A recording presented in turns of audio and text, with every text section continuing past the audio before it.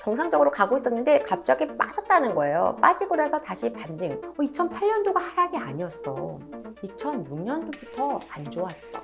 행보하는 와중에 이거 맞는 거예요. 원래는 이렇게 가야 되는데 이게 맞는 것인데 이때쯤 지금 가장 하락폭이 크다고 보시면 돼요. 그러니까 우리가 잘못 알고 있는 것들이 참 많다는 얘기예요. 한 달 사이에 1%포인트를 금리 내려버립니다. 그린벨트로 묶여있던 강남 땅들을 막 풀어주니까요.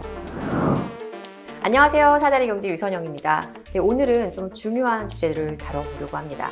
바로 데드캣 바운스에 대한 얘기인데요.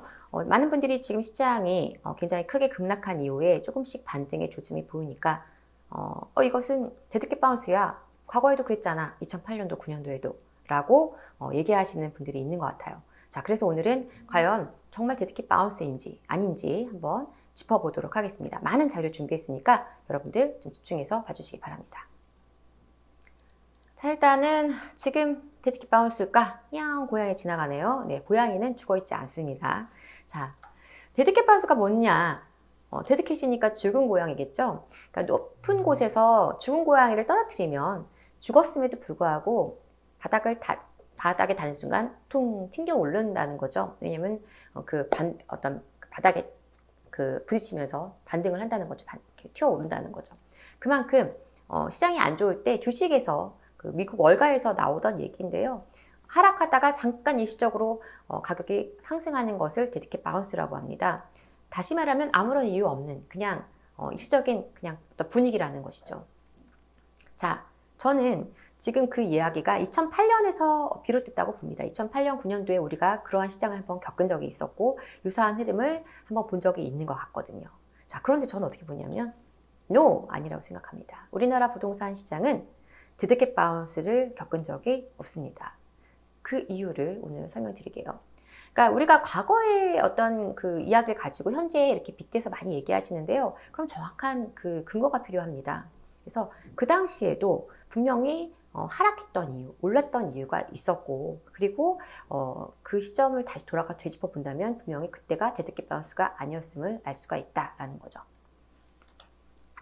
그러면 왜 그런 얘기가 나왔을까? 네, 그 과거를 한번 복기해 보도록 하겠습니다. 자, 전국 매매가격 지수 중에서 서울과 수도권의 매매가격 지수를 가져온 것이에요. 이제 오랜 시간의 흐름 속에서 보면 이때가 눈에 띄게 이렇게 쏙 들어갔던 이 시점이 바로 하락했다가 반등했다가 다시 이렇게 하락으로 이어진 그 시점이 되겠습니다. 이때 무슨 일이 있었죠? 세계 경제 위기 상황이 오게 되는데요. 바로 리먼 브라더스 사태가 리먼 브라더스가 파산을 하면서 9월 15일이었었죠. 리먼 브라더스가 파산 신청을 하게 됩니다. 물론 그 전에 미국에서는 이제 그 부동산 버블이 굉장히 심해지면서 부실한 대출들, 서브프라임, 우량주가 아닌 비우량 어떤 대출들이 와르르 붕괴가 하면서 심각한 금융의 어떤 상황이 안 좋아지기 시작합니다. 그래서 뭐 그 당시에 리먼 브라더스 말고도 AIG라든가 베어스턴스라든가 이런 뭐 시티뱅크 이런 것들이 파산 위기에 처하거나 파산하거나 이런 상황들을 맞게 됩니다.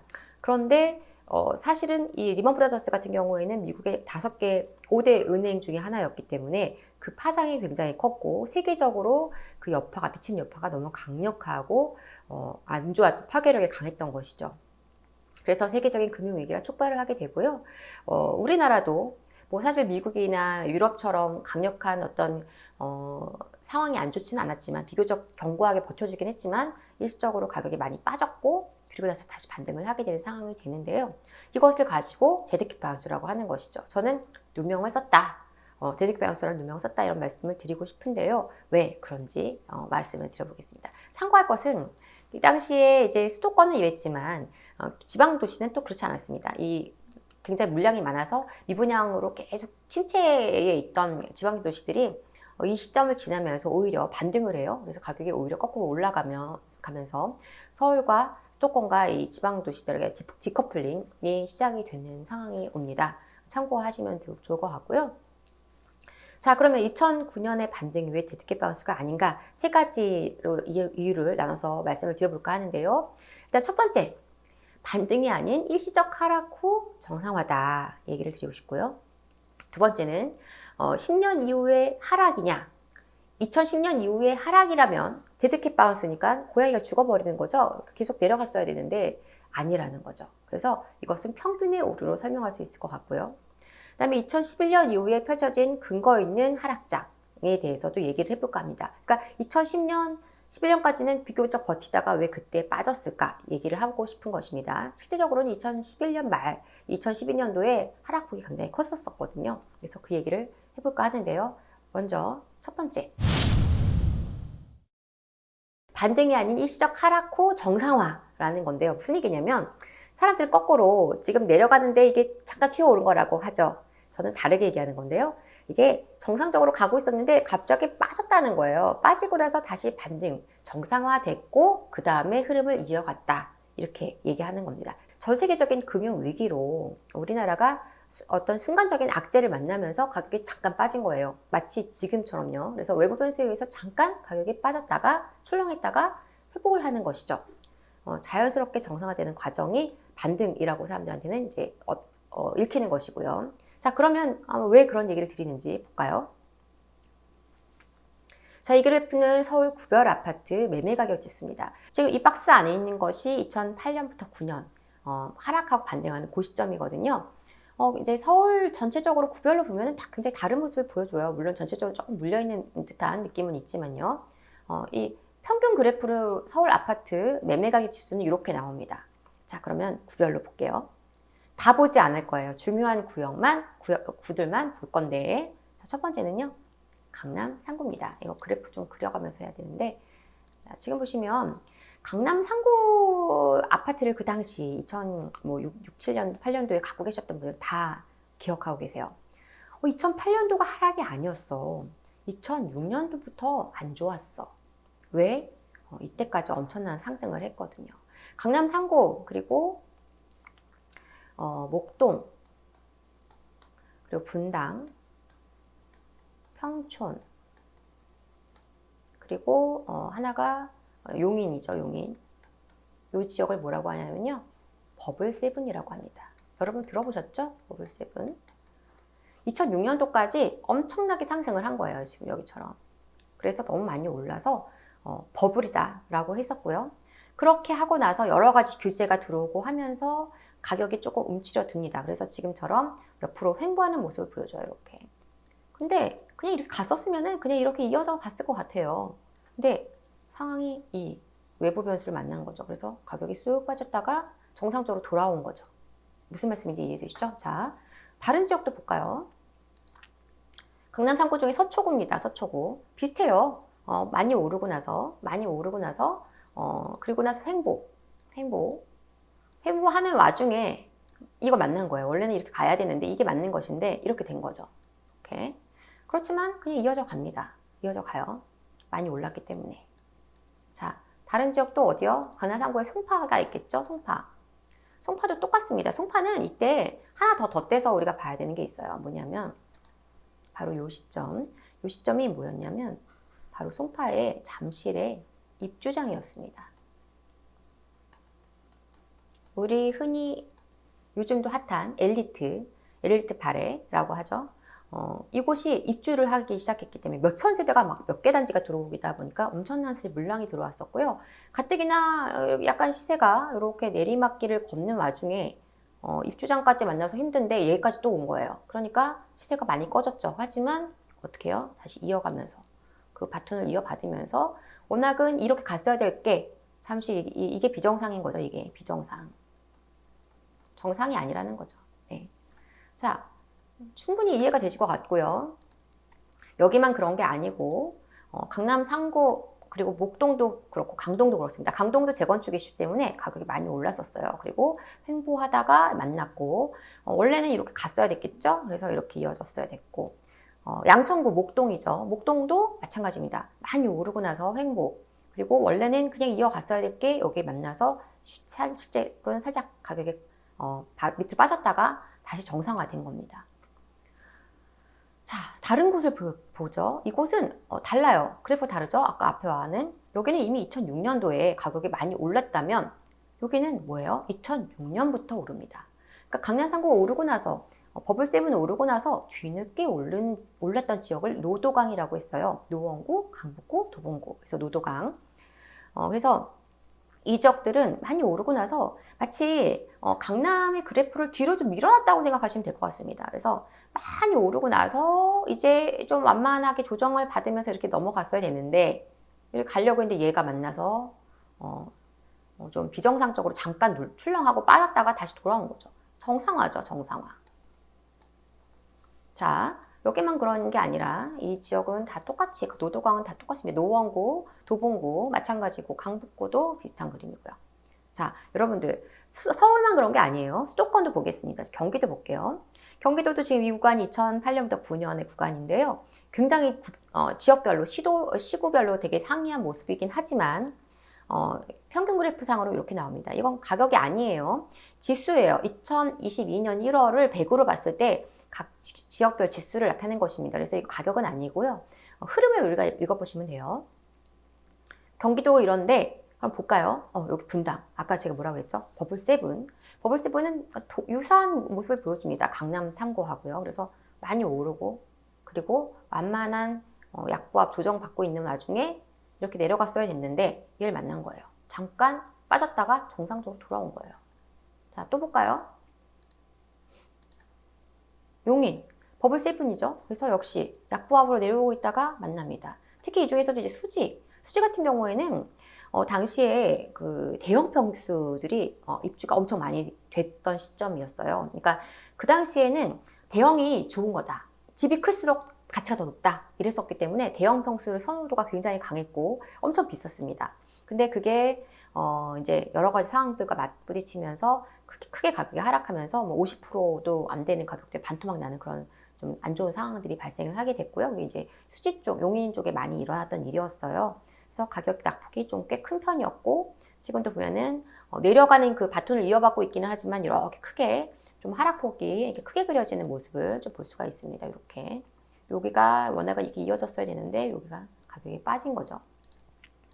자, 그런가 하면 또 다른 노도강, 서울의 노도강 같은 의정부가 있습니다. 의정부는 2006년부터 올랐어요. 그래서 여기는 이렇게 그때 가서 조정도 크게 안 받고 그냥 완만한 하락을 보여주고 동두천도 마찬가지입니다. 자, 이렇게 해서 그 당시 상황을 개별적으로 따져보면 이게 반등이 아니었고 원래 이게 흘러가는 사이에 얘가 빠진 거구나 라는 걸 우리가 알 수가 있어요. 두 번째, 2010년 이후에 하락이 아니다. 그럼 2010년 이후에 그냥 가격이 빠졌어야지 데드캣 바운스가 될 텐데 아니라는 거죠. 평균에 오르다. 그러니까 무슨 얘기냐면 그 2010년도 이후 11년 거의 12년 초에까지 가격이 계속 유지됐던 곳들이 많이 있었고 낙폭이 큰 곳들이 있었던 게 만나다 보니까 평균으로는 가격이 빠진 걸로 보이는 겁니다. 어디 지역은 오르고 어디 지역은 어디 지역은 내리고 많이 내렸고 어디는 안 내렸고 이게 다 다른 거예요. 그러면 데드캣 바운스가 뭐 지역별로 다 별도로 다 정해지나요? 그러니까 어떤 기준으로 하느냐 이게 참 애매한 것이죠. 그러니까 맞지 않다는 얘기입니다. 그럼 한번 보자고요. 어떻게 되는지. 자, 서울의 그래프, 구별 그래프 받고 예외적인 상황들 보자는 거예요. 중랑구 보시죠. 많이 올랐죠? 굉장히 많이 올랐어요. 많이 올랐는데 막상 별로 크게 조정받지 않았고 얘도 횡보하는 모습. 이때 가서야 가격이 빠집니다. 지금 보시면 거의 이때 가격 낙폭이 크죠? 이게 2012년도예요. 2012년. 이때가 언제냐면 2012년 초. 2011년 말부터 이때쯤 지금 가장 하락폭이 크다고 보시면 돼요. 그러니까 우리가 잘못 알고 있는 것들이 참 많다는 얘기예요. 자, 지금 보여드린 거 중랑구였고 또 볼까요? 마포는 참 좋은 지역임에도 불구하고 그 당시에 가격이 많이 오르지 않았고요. 또 빠지지도 별로 않았고 계속 유지하다가 슥 상승합니다. 마포. 자, 서대문도 그렇습니다. 많이 올랐는데도 여기는 크게 빠지지 않고 잘 버텨주고 넘어갑니다. 그리고 다시 반등하는 모습. 많이 조정도 안 받았죠? 중구도 마찬가지예요. 여기 보시면 잠깐 일시적으로 조금 가격이 빠졌다가 다시 정상적으로 가격이 돌아오고 나서 유지합니다. 이 뒤에 가서 빠지죠. 자, 서울만 그런 게 아니고요. 경기도도 마찬가지예요. 평균 그래프 이렇게 그려지지만, 그러니까 이렇게 그리니까 하락이야 라고 생각하시지만 사실상 지역별로는 그렇지 않다. 시흥시 같은 경우에도 보면 많이 올랐는데 횡보하죠. 그리고서 많이 안 빠지고 버티다가 반등. 수원시도요. 횡보하던 모습에서 이어갑니다. 그리고 크게 뭐 조금 오히려 올랐다가 그리고서 좀 빠졌다가 이러면서 약보합세로 왔다 갔다 하다가 반등하는 모습. 안성은 오히려 가격이 많이 안 빠졌다 보니까 오히려 가격이 유지돼요. 그리고 거꾸로 뒤에 가서 더 올라버립니다. 이렇게 지역별로 다 차이가 있는 거예요. 결국은 낙폭이 큰 곳과 그렇지 않은 곳, 버티는 곳과 많이 빠진 곳이 만나면서 평균치가 내려가서 평균의 오류로 인해 마치 그때가 다 빠진 것 같은 착각을 일으키게 되는 것이다. 이렇게 말씀드릴 수 있겠습니다. 잠깐 참고해서 보실게요. 빠른 반등은 왜 일어났을까? 여기도 짧게 얘기 들어볼까 하는데 바로 기준금리의 급격한 인하가 한 역할을 했어요. 당시 보시면은 2008년도에 이제 여름 2008년도에 그 세계적인 금융위 리먼 사태가 터지고 나서 8월 그리고 9월에 터지고 나서 10월 보면은 10월에서 11월까지 한 달 사이에 1%포인트를 금리를 내려버립니다. 그리고 나서 12월까지 5차례 금리를 인하를 하는데 무려 2.25%포인트를 내려요. 엄청나게 빠른 속도로. 지금 11월에는 1%포인트를 내려버려요. 금리를. 엄청난 빠른 금리 인하. 그리고 그해 이듬해 2월까지 그래서 한 3.25%포인트를 단기 한 6개월 사이에 내려버리는 마치 우리 지금 엄청난 빠른 금리 급등하는 금리와 급락하는 금리가 아주 유사한 모습을 보여주는 걸 확인할 수가 있죠. 그러다 보니까 유동성이 확 풀리는 상황이 되고요. 그 다음에 거기에 더해서 규제도 풀어줘. 또 당시에 뭐 2개 신도시 그리고 뭐 보금자리 주택 이런 거 해서 토지 보상금이 또 풀리는 시점이었어요. 유동성이 확 풀리는 시점. 대출 규제도 풀어주고 이러다 보니까 단기 가격이 많이 올라가게 된 겁니다. 그러면 2011년 지나서 12년도에는 왜 그렇게 가격이 많이 빠졌을까? 그때는 무슨 이유였을까? 계속 하락의 연장 아니었을까? 그렇게 보긴 좀 어렵습니다. 일단 간단한 큰 덩어리로 뭐 규제 완화, 유동성 차단, 미분양 증가, 심리시장 악화 이렇게 정리했는데 한번 보죠. 보시면 일단 수도권 하락장은 그러니까 수도권에 국한된 거예요. 지방도시는 아니었으니까. 일단 가장 큰 거는 규제 완화를 종료한 거예요. 그러니까 2009년 딱 들어오면서 8년 들어오면서 규제를 막 풀어줬다가 종료가 됩니다. 잠깐 일시적으로 풀어주는 거 다 종료되고 유동성도 차단돼요. 여기서 중요한 얘기가 하나 있는데 이거예요. 이때 2005년에 도입된 대출이 있어요. 담보대출 중에 거치식 대출이 이때 도입이 되거든요. 뭐냐면 5년 지금은 우리가 1년 거치 하잖아요. 5년 거치를 하는 거예요. 5년 동안은 원금을 안 갚습니다. 원금 상환 안 하고 이자만 갚는 거죠. 이자만. 그러다가 이제 5년 지나면서 원금을 갚아야 되는데 그럼 2005년부터 사실 부동산 시장 막 급등하던 때니까 이때 막 투자로 매수 많이 하셨던 분들은 2005년, 6년에 많이 샀을 거 아니에요. 이분들이 언제 대출 갚아야 돼요? 2011년, 10년, 11년, 12년 이때 갚아야 되는 거잖아요. 그죠? 그러면서 유동성에 타격을 입는 상황이 발생하게 되는 것입니다. 네, 그렇게 되는 것이고. 자, 보금자리 주택도 하나 역할을 해요. 왜냐하면 대기 수요가 늘어나요. 왜냐하면 이때 보금자리 주택은 반값 아파트라고 했어요. 좋은 자리에 그린벨트 풀어서 싸게 공급해주겠다. 이게 이명박 정부가 추진했던 것이었는데 엄청난 이슈가 됐죠. 강남의 요지의 자리들을 풀어줬기 때문에. 그러면서 수요가 대기 수요로 몰리게 되고요. 전세 가격은 폭등을 합니다. 그리고 민간 분양은 안 돼요. 왜냐하면 보금자리 주택이 너무 사람들한테 매력이 있었기 때문에. 그래서 쏠림 현상으로 인한 악성 미분양도 증가를 합니다. 심리적으로 위축되어 있으니까 전세 가격은 더 많이 올랐겠죠. 사람들이 집을 안 사고 싶어. 왜냐하면 세계 경제의 불확실성이 가중되고 있었던 때였어요.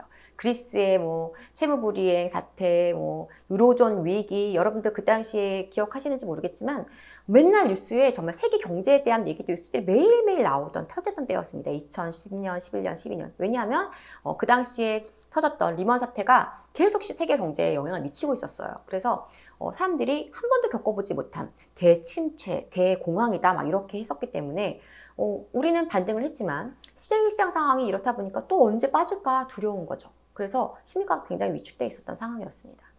자, 거기에 더해서 박원순 서울시장이 취임을 해요. 오세훈 시장이 중도 사퇴를 하게 되죠. 여러 상황 때문에 문제로. 그래서 갑자기 취임을 하게 되면서 부동산 시장도 서울 시장은 또 변화를 겪게 되죠. 굉장히 다른 색깔, 다른 컬러를 가지신 분이 정책을 끌어가게 됐기 때문에 서울 부동산 시장의 정책을 끌어가게 됐으니까요. 좀 더 자세한 내용을 살펴볼게요. 정책적으로 이런 내용들이 있었는데요.